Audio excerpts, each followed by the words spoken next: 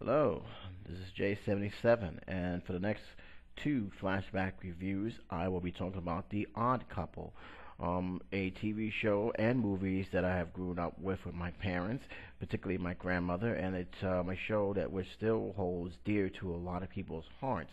Um, and to me, there's a lot of good reasons for it. But before I begin, I might as well let you guys know right away I am not going to review The Odd Couple 2 as a flashback review just yet. I'm actually going to stick by the same format that I did with The Honeymooners and just talk about the original movie as well as the TV show. I might dive into the made for TV special, but that's for pretty much for as another time goes on because there's actually a bit of a history with that. Needless to say, I really feel that the Odd Couple TV series, as well as the Odd Couple, the motion picture, needs to get full billing before I even talk about the made-for-TV movie, as well as the sequel that came years after that. But needless to say, the Odd Couple was a show that I watched when I was little, and as I grew up, I actually liked it more and more and more, and I really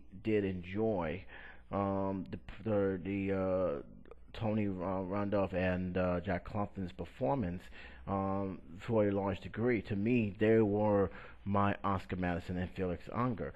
The TV show has so many good memories, particularly the grand finale, which I actually thought was one of the better series finale, and that was when Felix had went back to his wife. His wife accepted him back. He really did love his wife. He really did love him. And even in the very beginning, the narrator said he was sworn that one day he will return to her.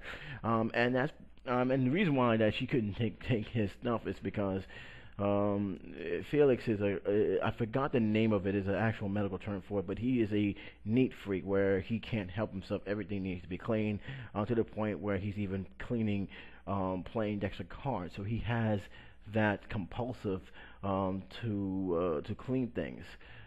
Oscar is actually the polar opposite of that. He is a slob, and he is a person who really doesn't really clean up after himself. He just basically lives in a whole gutter mess. And you have these two living together, and at the same time driving each other nuts. But the friendship and the love they have for each other is still strong, very, very strong. And the chemistry between those two worked it to the fullest. I really dig how they portrayed these two characters in the TV show. There's a lot of memorable shows, of course, the finale where he finally went back, and at the end of that finale, Felix have dirty the rug, saying, "Look, I'm gonna do something very fine with you. I'm gonna throw that stuff on the floor," and that was his farewell to him. And Oscar said, "I'm gonna do something even bigger for you. I'm gonna clean that up." And of course, that did not happen. He says the moment he walked out, he said, "I'm not gonna clean it up," and he walked out. Here come Felix. He came back and said, "I knew he wasn't cleaned up," and he cleans it up anyway.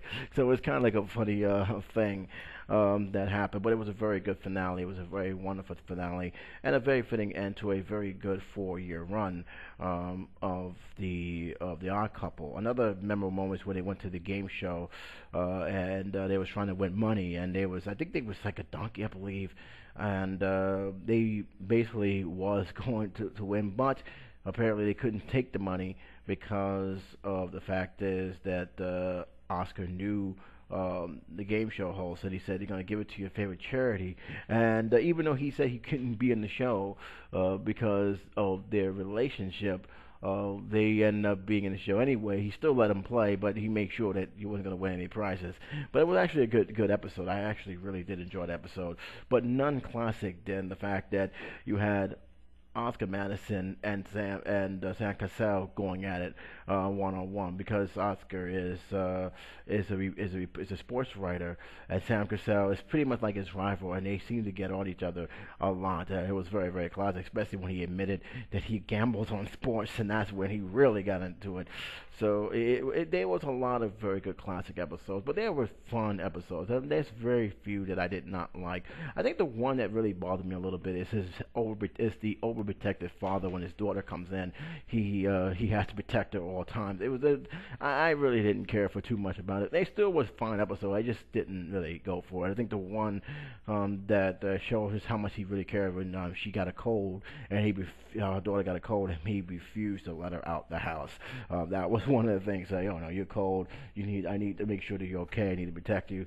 So it was very, very good. There was another episode though. They was hilarious because he was trying his best not to insult the guy because there was a portrait that was being done and he was a midget and you can tell he was trying his best not to be insulting. His daughter was cracking up, and he's like, "Hey, don't say nothing, just leave it alone." And she's like, "But he's so small, I can pick him up." And it was like he's trying not to insult her. You can tell he's trying his best, but even he has fallen into that. Oh my God, he still insulted this guy, but it was not intentional. So it was one of the most uncomfortable things that happened. I really did like the episode where you can actually tell that Oscar and his ex-wife, which is the only time I think I remember them actually being together, really don't like the sight of each other, and pretty much solidifies what the narrator said, that he too was a person who was divorced, but unlike Felix, who wanted to get back to his wife badly, wanted to work it out with his wife badly, Oscar, not so much. He basically was not going to go back. They couldn't stand beside each other, and that episode showed that relationship as well. So there's a lot of episodes. I like the fact that Oscar has lost his memory, and when he got it back, the first thing he's looking at is how messy the place was. You can tell that Felix lost his memory, and he's looking around. You can tell how dirty the place is, and he's just like losing his mind. And Oscar just lost his patience. He wanted to hit him back so he can lose his memory again. Those episodes are good. I actually liked the other one where they thought it was a ghost in the house, and there was one scene where you see the curtain blowing, and you see Felix with the book, and he's like, get out of my house, and it turns out to be the air conditioner. So there were some good moments with the show, and I really did enjoy watching every one of them. I started laughing because they were what the title was, the odd couple. They just was so polar opposite, yet they were such good friends. They did care for each other, and throughout the show, you really wanted to follow them right up to that very last episode. I hardly have any major complaints. I think there was a couple episodes that were fillers that I didn't really care for. Them getting a car and trying to find parking space because New York is such a hassle to find parking, which it is true. I mean, even today it's even worse than whatever before. That was one episode I didn't really care for. There were just some fillers that, honestly, I can't even, if I don't like them. I mean, that's the only filler that I actually know that I can remember on the top of my head. There's a lot of episodes that I can remember, but there's also some that is just, I've seen it, I know I've seen it, I just don't have much memory of it. And that's probably because they didn't have much staying power.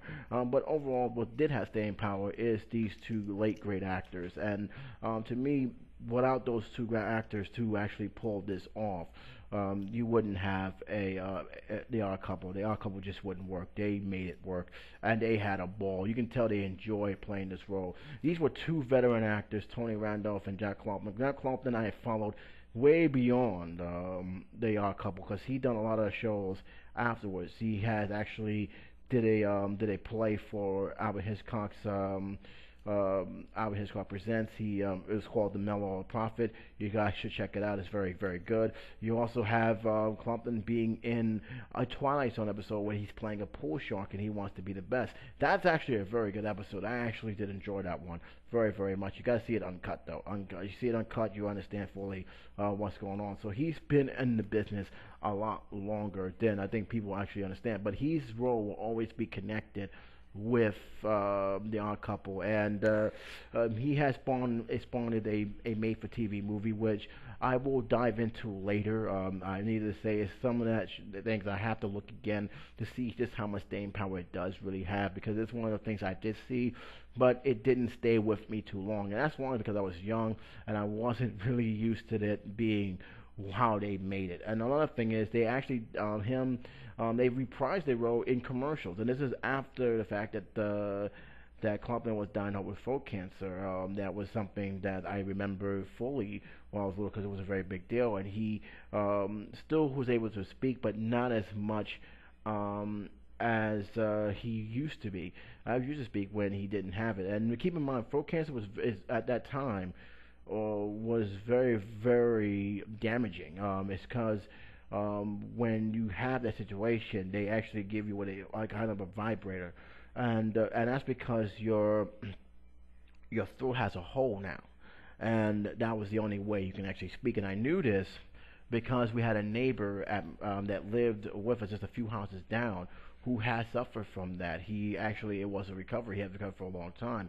I don't know what happened to him because it's been years since I've seen him, but he was a person who had throat cancer, and what ended up happening was they did surgery, but in the end, he actually lost his voice, part of his voice box, and to order to speak, he had to have this special vibrating machine. He placed it right on his throat, and as he speak, that was able to vibrate words out of his mouth. I know there's a certain name for it. I know if you guys who's watching this video, you probably know the name what I'm talking about, but that was very, very that's how damaging the throat cancer could be. And the fact that he wasn't able to get that machine, that was a miracle. That means he caught it early. And he actually lived right up to, I think, to last year. He passed away last year, I think from natural causes. So he actually lived a long life. But it was something that was pretty much damaging. And during the filming of the Odd Couple made-for-TV movie, he did betray that role, but you can tell that it was done after the fact that he had that surgery. So he was a trooper. He was very brave, and I really, really was happy that he was able to come back from that. Same thing with Tony Randolph. I really did like his portrayal in this film, and I was very heartbroken when he died. I believe during the late '90s. I was very, very saddened to hear his passing. But to me, both actors leave a legacy that will always be marked as one of to me, the last true great classic television series that actually aired during that time. It really hasn't been too many shows that was like the Odd Couple that came along. I mean, they probably was copycats because I know they actually talked about an Odd Couple 2. Don't know if that actually came to fruition because I haven't seen that one episode. But to me, there's only one original Odd Couple in terms of TV wise, and that is the Odd Couple TV series. And it's even more unique is that this show did have a lot of problems, both off camera. It wasn't really much of the actors because the actors basically took it and made fun of it and ran with it. If you see the behind the scenes, especially the documentary that Jack Clumpton have made, he pretty much explains it all. There was a lot of producers who was homophobic at that time, and they was not comfortable of having two men living together. They actually believe it will give audience the wrong impression. They would give suspicions. People thought about it. They actually thought hard about this, even though there has been shows that actually had. We can't really count Three's Company because he was living with two girls and he pretended to be gay. You have Bosom Buddies as well. So there were actually other shows that actually went along that line, and it turned out to be fine. As a matter of fact, they had pretty much long, successful seasons. So to hear the Odd Couple, this is the show that they made a lot of producers uncomfortable. A lot of the heads turned their heads. I find that very interesting. But the funny part about it was that they took advantage of that. There was actually bloopers that was done on purpose that ticked off the producers. And if you see it, I know they have it on YouTube. If you look all the behind the scenes on YouTube, you'll see exactly what they did. It's needless to say, the outtakes is kind of hilarious because you know why they did what they did. Even Jack Clumpton had made it his business to make an announcement to talk about that.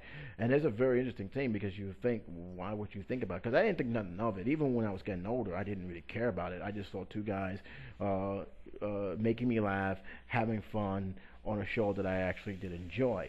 And but yet it had this kind of issue show up. But I think after a while, I think that pretty much went away, especially after the two veteran actors started to poke fun of it and crack jokes of it and did outtakes of it. I just think they actually just relaxed and just let them do their thing, and they did their thing well.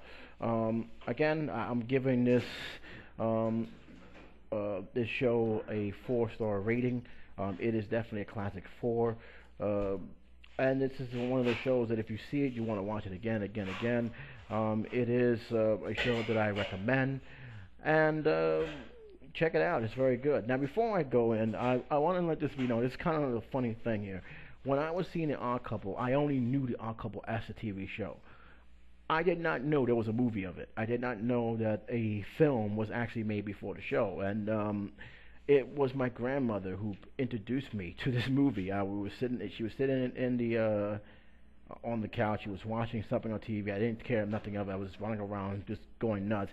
And she said, "Come sit down with me and watch The Odd Couple." And I did not know. I thought, "Oh, great, The Odd Couple." And I sat down and I was looking at it like, this ain't The Odd Couple. I mean, and turns out there was a movie that Jack Lemmon and Walter Matthau have done way before then, and needless to say, I was shocked. I said, "This is The Odd Couple." I said, "Yeah, this is the movie," and I didn't even know there was a movie. And after a while, I did my research, and I realized this was before the TV series was, the movie was. And needless to say, it was one of those rare times that me and my grandma actually sat down and watched the film and laughed. How good was this movie? I will tell you in the next review, but it is something that is shocking and surprising. And I will say this before I leave this off. You don't need to watch the movie to understand the TV show. And that's something I mentioned before, which translations from movie to television is much more easier than a television series being translated into the big screen. And because there is that much of back source material that a producer needs to look at to actually spawn a TV series. You can actually go on its own and it works just fine, and that's exactly what The Odd Couple did. The Odd Couple is pretty much the TV series is a pretty much different entity from the movie. If you look at the movie, it is completely done differently, especially how that movie ended. And it was one of the reasons why when you see The Odd Couple 2, that's when they saw each other for the first time in years. That's the reason why, because how that film had ended. Now, I'm not going to touch The Odd Couple Part 2 in this review. I want to keep it as top billing for the TV series and the original movie. I will talk about that in another time. But needless to say is that if you're wondering whether or not to look at the movie first, you don't have to, because the movie is completely different and completely standalone, just as the TV series is. But nevertheless, I will be talking about it because, man, that I had some good memories of that movie, especially with me sitting down with my grandmother and watching it. But that's for another time. But until then, this is J77 saying take care, be safe, and I'll talk to you soon.